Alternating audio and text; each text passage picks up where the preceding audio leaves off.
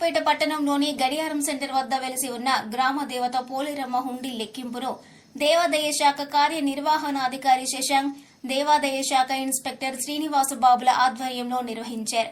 2 నెలల 20 రోజులకు గాను హుండీ లెక్కింపులో 4,30,988 రూపాయలు అమ్మవారికి భక్తులు సమర్పించినట్లు వారు తెలిపారు. అదేవిధంగా శ్రావణ మాసం మొదటి శుక్రవారం సందర్భంగా అమ్మన్నికి అలంకరించిన చీరను వేలంపాట నిర్వహించగా 6,301 రూపాయలకు పాట ద్వారా చీరలను భక్తులు దక్కించుకున్నట్లు తెలిపారు.